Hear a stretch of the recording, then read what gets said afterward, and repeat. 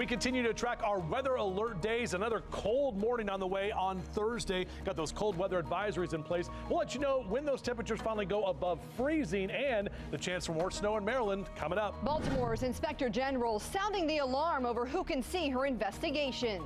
That is such a concern because this office does whistleblower. This office does private confidential investigations of city government. How this is impacting her office right now and why it matters for you. The Baltimore City School Board voted to close the Baltimore Collegiate School for Boys at the end of the year. They scare away people and we can't make the money. Fox 45 News Project Baltimore talks with the school CEO and why he says the school board is to blame for all the reasons they voted to close them.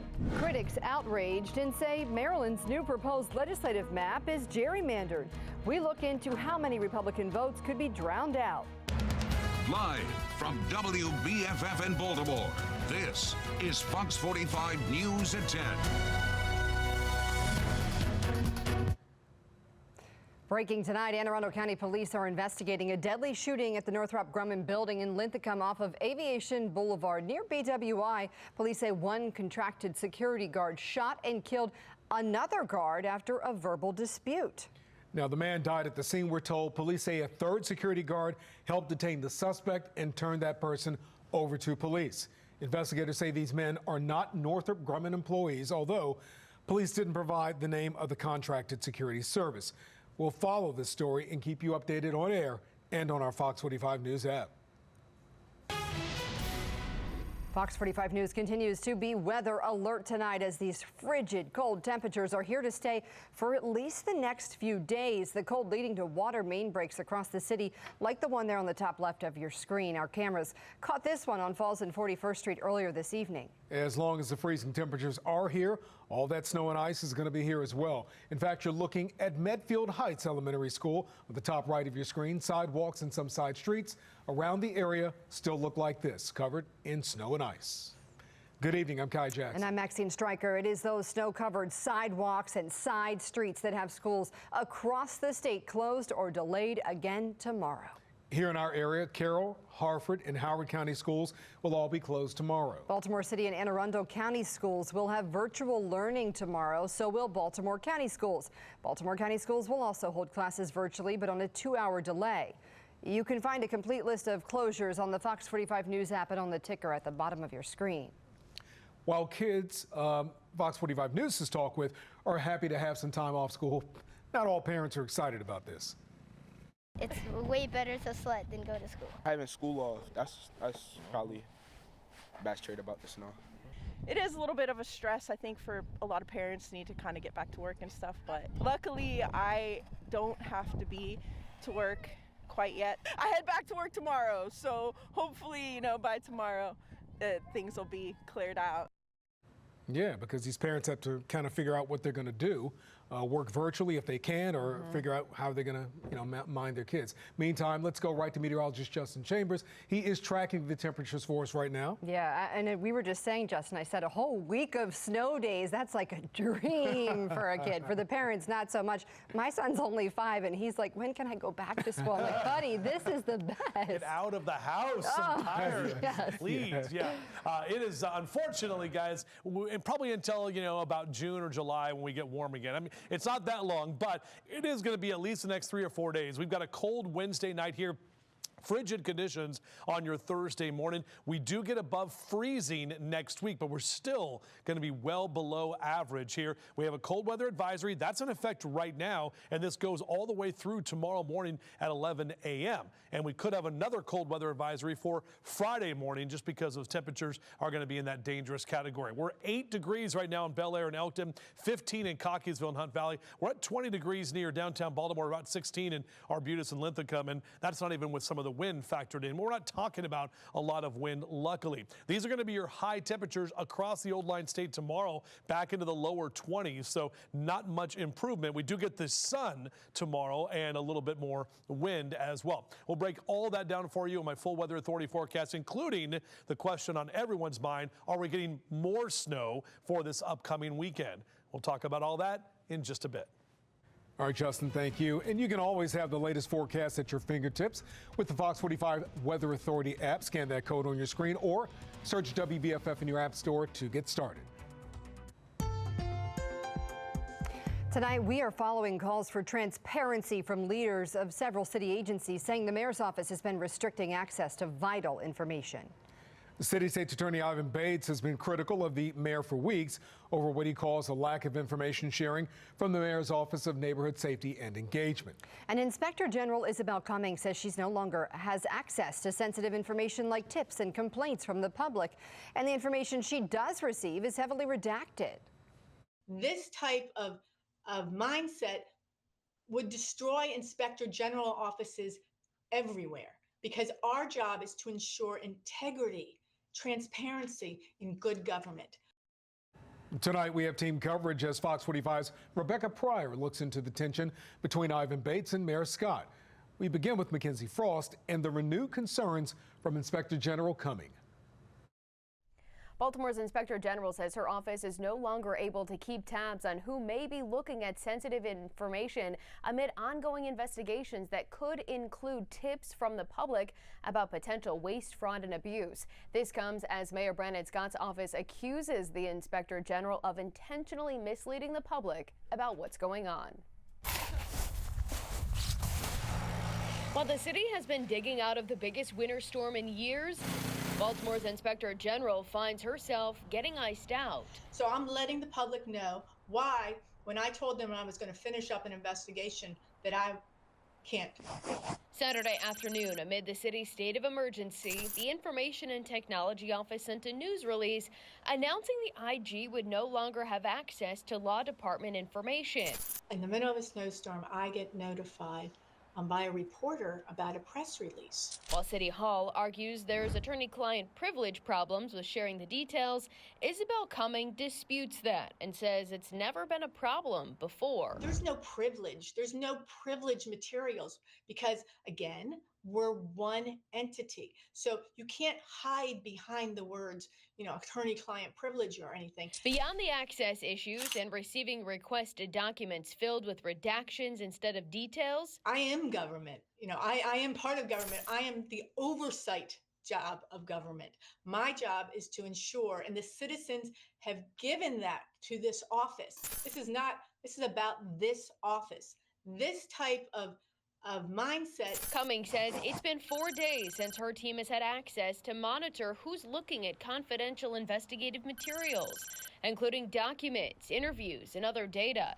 Historically, Cummings says the OIG has had this access along with the Information and Technology Office, the Law Department, and Human Resources. Now, she says other agencies, including the mayor himself, may be told about what her investigators are digging into. They killed my gatekeeper. So those other people with access now have the ability. That is such a concern because this office does whistleblower, this office does ethics, this office does private confidential investigations of city government.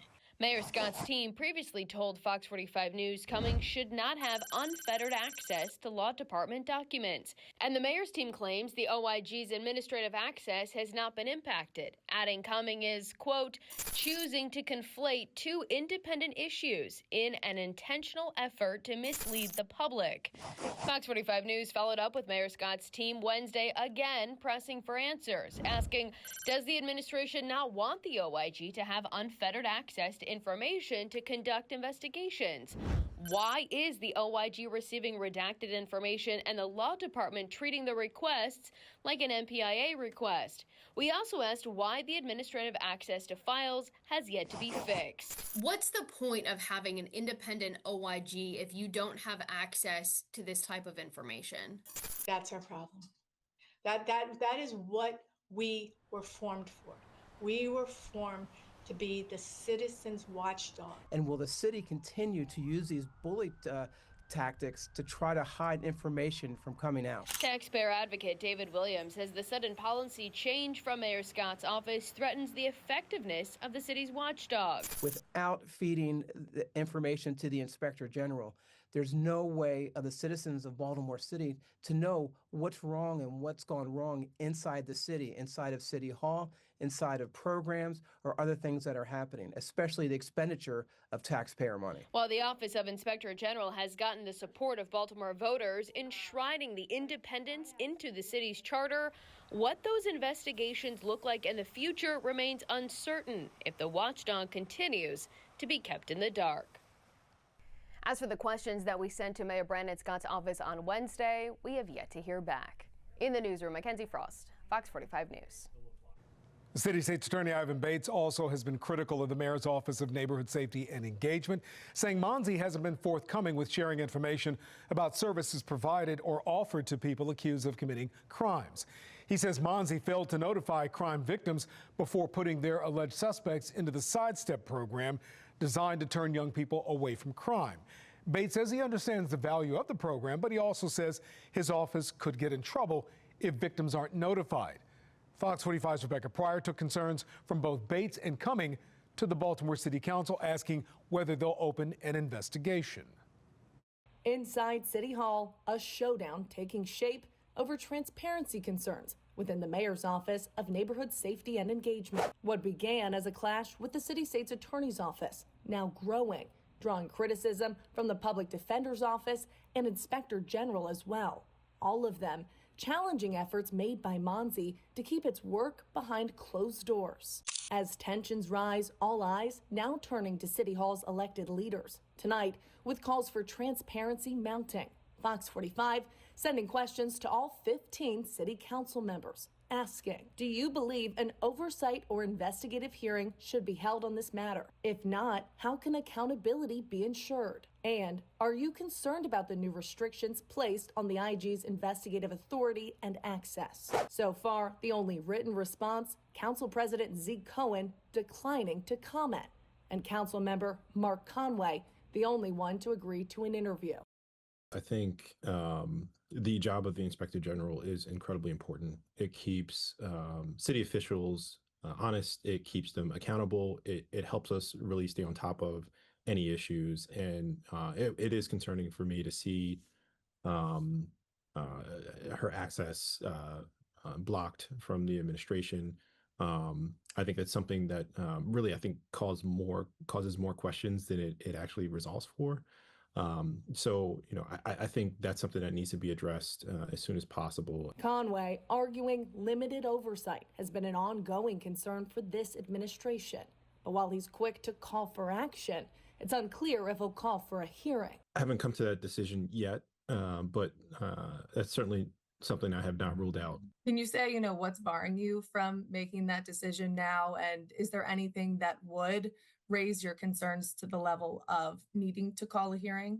I think I just haven't had the time to fully evaluate it yet. I think as we get more information about the context by which these decisions have been made, it'll be a little more telling. I don't know exactly what the department's defense is in these instances, but I just need a little more time. Would an oversight hearing help you decipher all of that? Yes, it can. So would you call for that then? Like I said, I haven't ruled it out. I will take some action on this. Even if only to, I'll leave it there. I will take some action on this, and if only to make sure that we function well as a city, because I really do believe this is just conducive to a well-functioning city. If we believe that there are problems, if we believe that there's fraud, if we believe that there's abuse, if we believe that things are not functioning well, and our IG can help us to that effect, why wouldn't we let her do her job? Rebecca Pryor, Fox 45 News. Super user. And this brings us to our question of the day now. Should the mayor be fully transparent with the Inspector General's office? So far, 99% of people who voted say yes. Head to foxbaltimore.com/vote to weigh in. Fox 45 News did reach out to the mayor's office to see if Monzi would be willing to participate in an oversight hearing, but so far we haven't heard back. We're also reaching out to the Maryland Attorney General's office asking if they're reviewing their working relationship with Monzi. A spokesperson says they've worked with the city police and with the mayor's GVRS program for years. Now, that spokesperson also writing that the AG's office values its collaboration with both Baltimore police and the mayor's office and looks forward to continuing these joint efforts.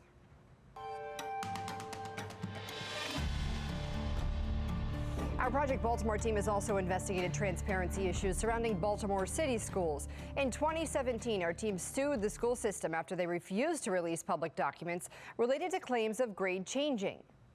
A year after filing that lawsuit, the school system began releasing documents to Project Baltimore, but many pages were redacted. The former dean of the University of Maryland Journalism School told Project Baltimore the lawsuit could have ended if Maryland had better public record laws. There are some states that really take public records very seriously, and there are some that just kind of blow them off. Maryland requires that you show bad faith, and quite honestly, I don't think I've ever seen bad faith more obvious. I mean, this is Exhibit A, which is really too bad. I imagine there are better things that the school district could be doing with its money. In 2019, a judge ruled city schools willfully and knowingly violated the law by not releasing the records. The judge ordered city schools to release more than 8,000 documents and pay Fox 45's legal fees of nearly $200,000. With the records, Project Baltimore was able to show that failing grades were being changed to passing throughout city schools to move students to the next grade.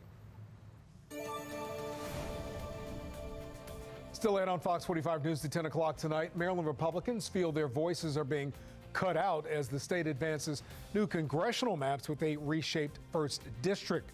Why they argue the proposal isn't a fair representation.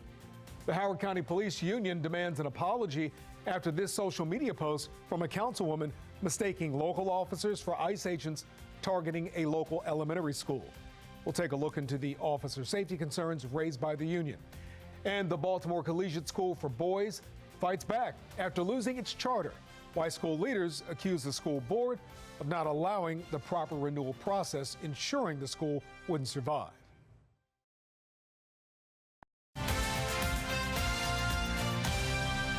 A city charter school is fighting back after it appears Baltimore City Public Schools went outside of its own regulations in the process of closing the Baltimore Collegiate School for Boys. Project Baltimore's Chris Papps investigated, and now the CEO of the Boys Collegiate School says the system is setting him up for failure by not following the rules.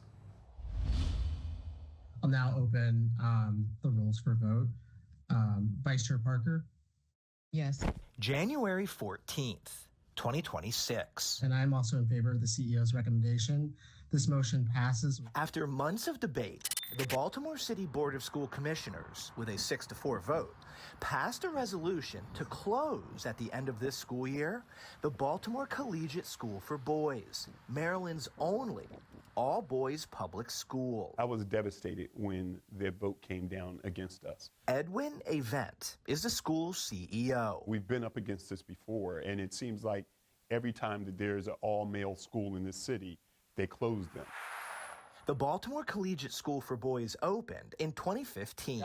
This year, 303 boys, mostly black from disadvantaged backgrounds, attended the 4th to 8th grade charter school. We have high expectations. We put them in uniform, shirts and ties.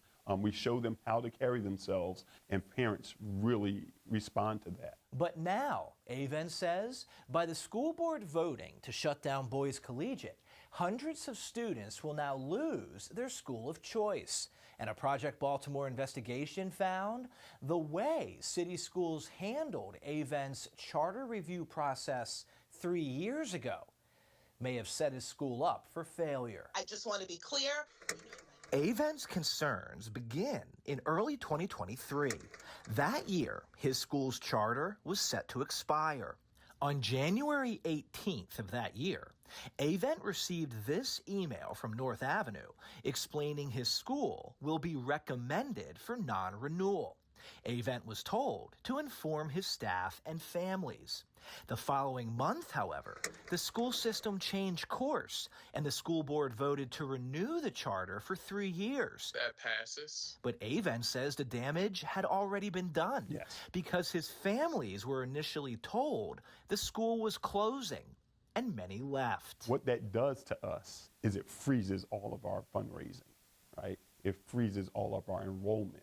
Families are making other choices where they're going to send their sons because they think our school is going to close. The following school year, enrollment at Avent School plummeted from 453 during the 22-23 school year to 325 in the 23-24 school year, which Avent says crippled the school financially. Where they scare away people and we can't make the money, and then they tell us you have a financial problem. This is City Schools board-approved regulation regarding public charter schools. It states the public is to be notified after the school board votes to close the school.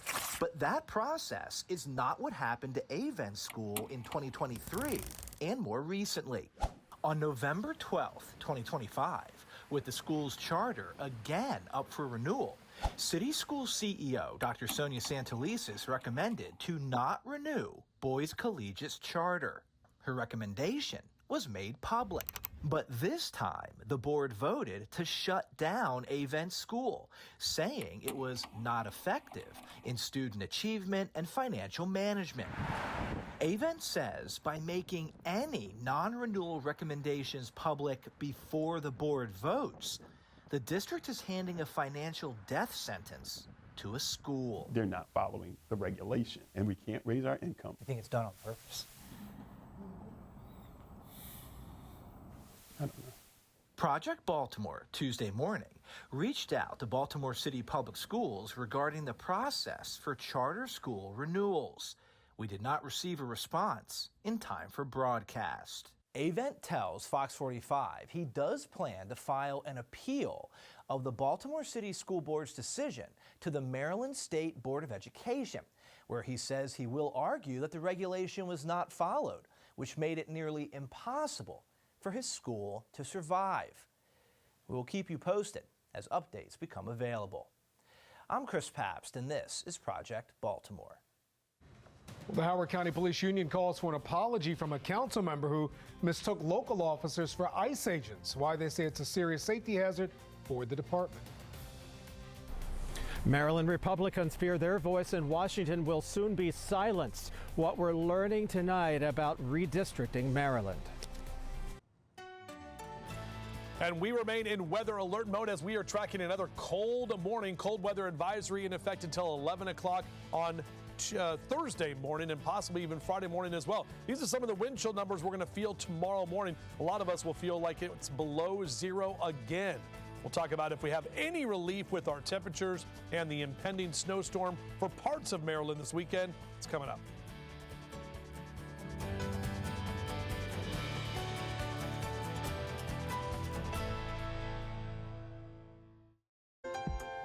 The Howard County Police Officers Association is demanding an apology from a Howard County council member. The group posted this letter to social media saying the council members' Facebook post put their undercover officers in jeopardy. Fox 45's Keith Daniels joins us live with a closer look at their concerns tonight. Keith. Well, Maxine and Kai, all of this started 1 week ago today. A Howard County politician with a post with unverified information, accused now of putting police in danger. And tonight, the police union president speaking out. It's the social media post that's triggered backlash for Howard County Councilwoman Liz Walsh. What was seemingly intended to be an alert for constituents perhaps backfired. Keeping everyone safe. That's what we're here for, and her comments did the opposite. Jamie Flynn, president of the Howard County Police Union, with a letter to the councilwoman Monday. Now, Wednesday, out front, pressing Walsh for an apology. If it's a mistake, it's not our way. We all make mistakes. So issue the apology. But 100%, she was wrong in this, and we would feel a little bit better about, the support if she were to issue the statement. At issue, Walsh The Democrat who represents District 1 posted on Facebook last week claiming she heard there was immigration and customs enforcement, or ICE, activity in Howard County, including at an elementary school. But the police department later revealed it was their officers, not ICE, conducting an operation in the area, targeting suspected child predators. In their post, police said officers were undercover but wearing vests marked as Howard County Police.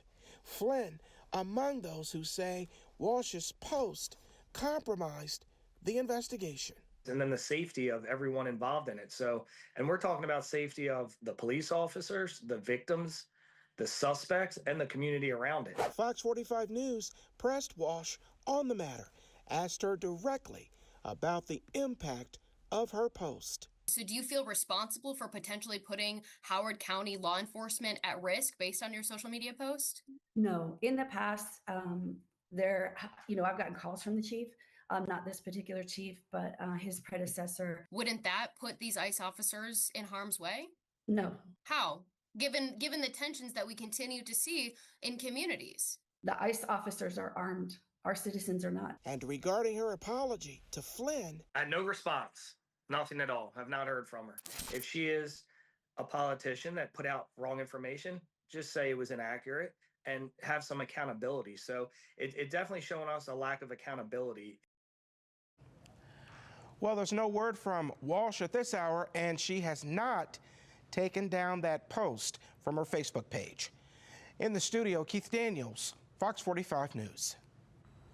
Keith, thank you, Ed. At 10:32, teens arrested and accused of using a stolen car in a burglary before police track them down in Cherry Hill. We'll take you through the string of recent car crimes involving young people. We're following three big stories at 10:30. Two teens arrested after police say they used a stolen car in an attempted burglary. We were on scene as the car was towed away, and we'll look into the string of charges now connected to those teens. There's heated debate about proposed congressional maps in Maryland, including a major shift in Maryland's only Republican district. We break down the numbers and hear from a lawmaker who previously stopped redistricting efforts in court. And our Spotlight on Maryland team continues digging into the state's handling of fraud claims surrounding the SNAP program. Lawmakers held a hearing on SNAP today in Annapolis. Brooke Conrad shares what was discussed in just a moment. We begin with Jeff Abel, joining us live with the intensifying debate over Maryland's proposed congressional maps. Jeff? Well, Republicans say last night's passage of the governor's redistricting plan puts them one step closer toward being silenced in Washington. It was a marathon hearing with a most predictable outcome, and it all centered around the governor's redistricting map, which Republicans fear could cost them their one congressional voice in Washington. Governor Moore and Democrats in Annapolis, you are stealing our voice and our vote. Right now, of Maryland's 8 congressional districts, just one of them is represented by a Republican. Congressman Andy Harris represents Maryland's 1st district.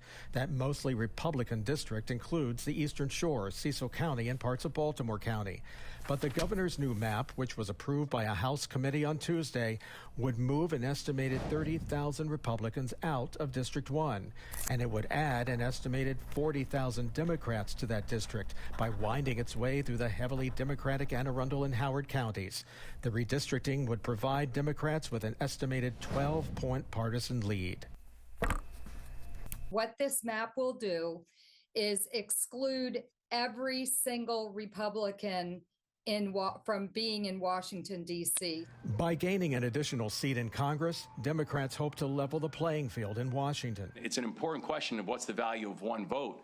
And I think the answer to that is actually a question of what's the value of democracy. How can you ask us to trust democracy when you're taking it so lightly? Of the 4.3 million voters currently registered in Maryland, about half of them, 2.2 million, are registered Democrats.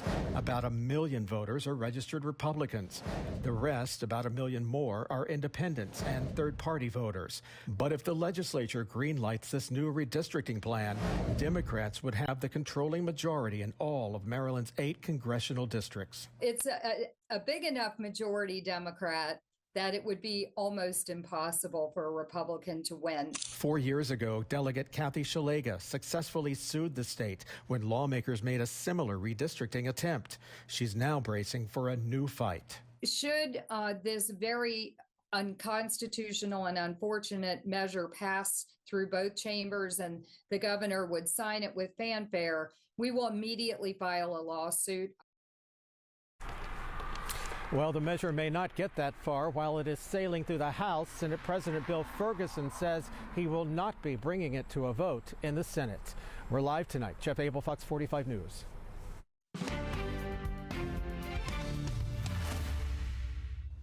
Governor Wes Moore is avoiding questions that Spotlight on Maryland posed to him directly this week regarding an investigation into the SNAP program, also known as the Supplemental Nutrition Assistance Program, or food stamps, more commonly known. 2.5 weeks ago, the governor told Fox 45's Mackenzie Frost there was an investigation into whistleblower allegations that senior officials discussed how they could maintain a high payment error rate on food stamps in order to delay federal penalties. Governor Moore said the allegations weren't true and that the investigation would be made public. Spotlight has reached out to the governor's office several times since then for more details on the investigation, and so far they have not received a response. Even when approached directly, the governor wouldn't answer the questions from Spotlight reporter Gary Collins. Who conducted that investigation? When did it conclude? And when do you plan to fulfill your promise to release its findings? Well, I think we've seen the results. The results. Where? The results are that when I first became the governor, Maryland had the second highest SNAP error rate in the entire country. That since I've become the governor, we are now down 60%. 6-0, amongst the fastest rates, fastest drop in the entire country. So, Governor, investigation didn't take place then, is what you're saying? I think the results show that any type of accusation that there was an artificially high manipulation is not accurate because it didn't happen. Well, we're bringing in Spotlight reporter Brooke Conrad, who's been following this story. Brooke, what do you make of the governor's response? Hi, Kai. Thanks for having me. Well, it certainly is true that the Department of Human Services has brought down the payment error rate dramatically since Moore took office. During a committee hearing today on the SNAP program, officials noted that they've been hiring a lot more staff, with vacancies dropping from 19% down to 4% over the past 4 years. But yesterday, the governor completely avoided answering our questions about the investigation that he said was being done. So we don't know what basis he has to deny the whistleblower allegations. What do other lawmakers have to say about the governor's handling of the whistleblower allegations? Well, we spoke with Republican Senate Minority Leader Steve Hershey and Democratic Senator Clarence Lamb, and both of them serve on the Finance Committee that was discussing those SNAP benefits today. We've seen the governor has avoided many of these same topics as it comes to the audits that we're finding out within his departments, within his administration. So this is another issue that he's, unfortunately kicking the can down the road, because Marylanders want to understand and hear what's going on with that. And as you said, because of the error rates and what that's done, that's forced Marylanders to pay more for SNAP benefits, as we saw it in the committee hearing today. I don't know if what the whistleblower is bringing forward is part of a broader kind of pre-decisional consideration that the department had considered but tossed out. But I think the direction the department is taking now is the appropriate direction. And again, not knowing the specifics of this case, I think in my perspective, I trust Governor Moore in his decision on how this should be reviewed and what should be made public. It's important to note that Senator Lamb was one of more than a dozen lawmakers who received an email from the whistleblower in November detailing these allegations. Senator Lamb told me he's not aware of the email and that it may have gotten lost in communication. As I previously reported, there are several investigations into this issue at the state and federal level, and we'll continue keeping tabs on all of it. All right. Spotlight on Maryland's Brooke Conrad. Brooke, thank you for being here today. Thanks for having me, Kai. We'll see you next time. And if you have a story or a tip for our Spotlight on Maryland team, call them. Their number is 410-467-4670. You can also email them at spotlightonmaryland@sbgtv.com. Baltimore police have arrested 2 teens accused of stealing a car in Baltimore County, then driving down to Cherry Hill before police caught up. You can see a tow truck taking that car away shortly after the teens' arrest this afternoon. Fox 45's Vincent Hill is following this case. He joins us live with the other charges these teens are facing. Vince. Well, Maxine, actually for the second day in a row, Baltimore police arresting a group of juveniles for some serious crimes, once again shedding light on the issue of repeat juvenile offenders. As the city remains crippled due to the snow and cold weather. Hey, I'm following a 1030 vehicle that just hit the LPR. The freezing temperatures did very little to cool off juvenile crime. The black Acura. Should be a 1030 vehicle from Baltimore County. In South Baltimore Wednesday afternoon, Baltimore City Police spotting a stolen vehicle with the help of Foxtrot. Police tracking the suspects in the vehicle to this parking lot. Passenger door is opening. Number 1 male, gray North Face jacket, driver's out. Driver's out, all black. After a brief chase, officers arresting two 16-year-olds and taking them to the Juvenile Justice Center. Baltimore County Police telling Fox 45 the car was stolen from Parkville over the weekend and used during an attempted burglary in Parkville Tuesday morning. A source close to the investigation say both suspects have prior arrest. Meanwhile, Tuesday afternoon, a pair of juveniles led city police on a chase after an armed carjacking. It involved pistols, suspects, 3 number 1 males. Fox 45 cameras were there when those teens were taken into custody. Two 14-year-olds and a 15-year-old. Police say one of the 14-year-olds and the 15-year-old have prior arrests for handgun violations, robbery, and stolen auto.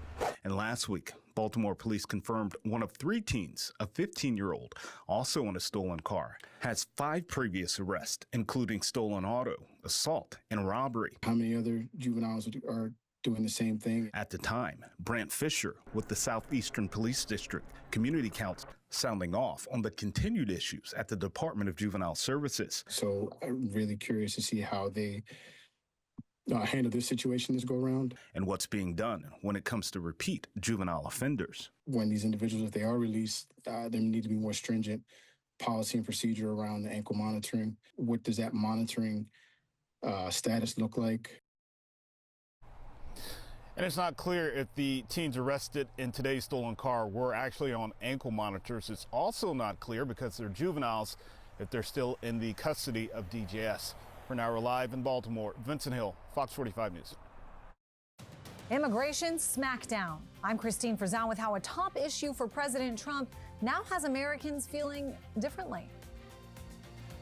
And we remain in weather alert mode as we've got another dangerously cold morning on the way for tomorrow, and then through Friday still dealing with these very cold temperatures. That snow and ice not going anywhere, even wind chill numbers near or below 0. Coming up in a few minutes, we'll talk about that weekend storm that's rolling in and getting a little too close for comfort for some.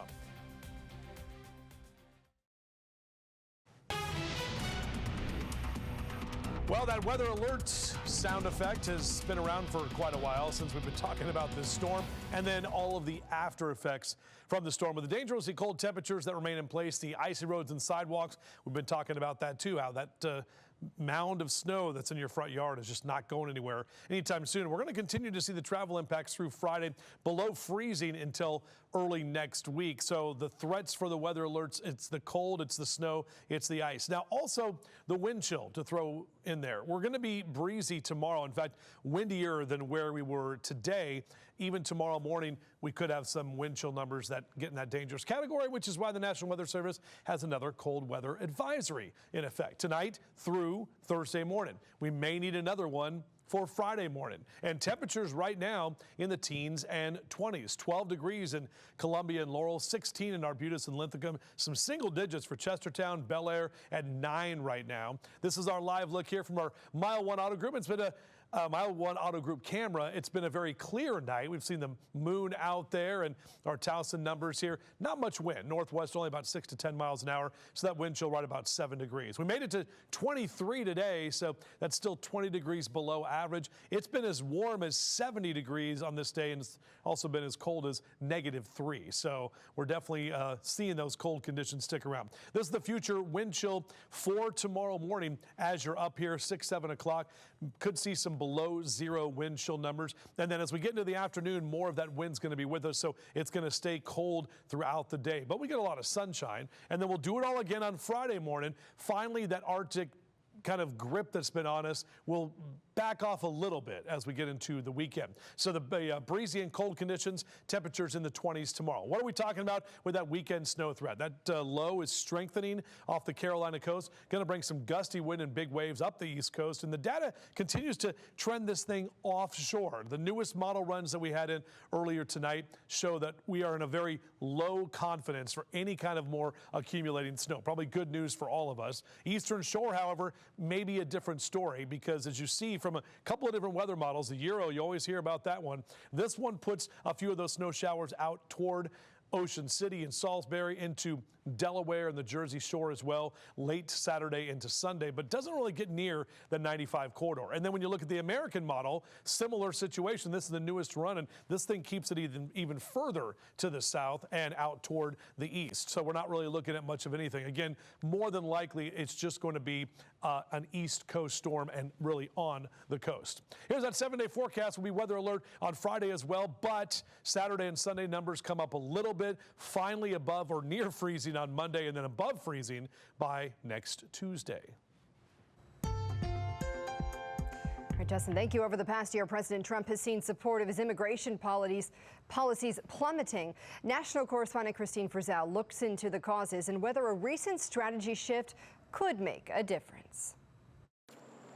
It was nicknamed the Biden border crisis, the effort to take a more humane approach to immigration that resulted in millions showing up at this country's borders and in large part being allowed to stay. The issue dominated the 2024 election, with poll after poll showing it was one of the top concerns that propelled Donald Trump to a second term in the White House. We had a border that I inherited where millions of people were coming through.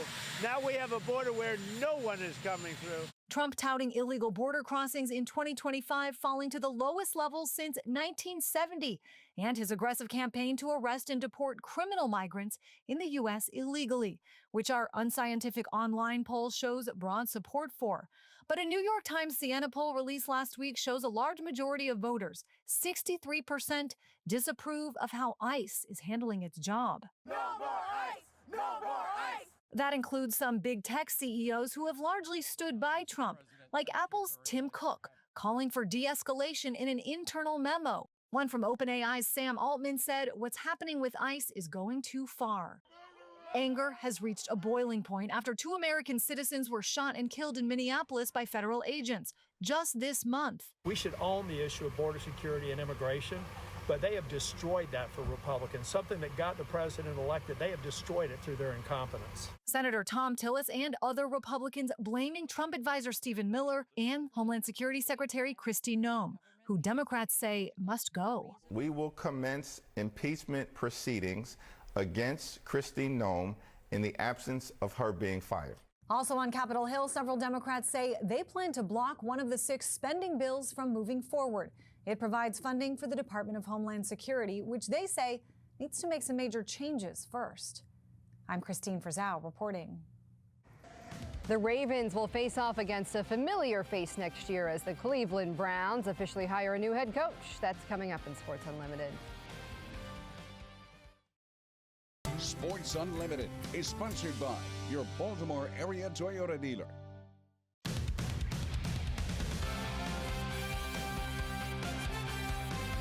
The new look AFC North is taking shape, and Cleveland is hiring someone that many of us know. After 3 seasons as Ravens offensive coordinator, Todd Monken is set to become head coach of the Browns. Monken was one of Cleveland's first interviews for their vacant position. It was very quickly made a finalist for the job following the departure of John Harbaugh here in Baltimore. The 59-year-old becomes a first-time NFL head coach, but he did serve as a head coach on the college level at Southern Miss. Monken has been with the Browns before, actually. He was their offensive coordinator during a turbulent 2019 season, but was really successful following that stint, winning a national championship with Georgia, and then, of course, 3 years here as OC in Baltimore. This move, though, does mean the Ravens will see him twice a season, and naturally, now John Harbaugh and the Giants need a backup plan at offensive coordinator, as he was supposedly going to be their guy if he didn't land this job. And while the Ravens have yet to confirm any more coaching moves here in Baltimore, Jesse Minter reportedly has made some of his first hires as he starts to fill out a staff from the ground up. Sean Flaherty's the latest move, joining the Ravens as an offensive line assistant coach. The New Jersey native actually played under Rob Ambrose at Towson. Flaherty, he'll be an easy fit with the Ravens. He's following Dwayne Ledford over from Atlanta, and we did learn yesterday that Ledford will be the Ravens' OL coach and run game coordinator. Mike Mickens was the first name attached to Minter's staff, leaving Notre Dame, coming to Baltimore as the DB coach. But really a big day for Towson players turned coaches, as the Jets' newest defensive coordinator is a Baltimore native and Towson grad, Brian Duker. Duker also spent 3 seasons with the Ravens, overlapping with Jesse Minter on Harbaugh's staff as well. How about that? In studio, I'm AJ Gersh. I'm Kai Jackson. Thank you for watching. Here's another video to watch. Also, please take a moment to subscribe to our channel.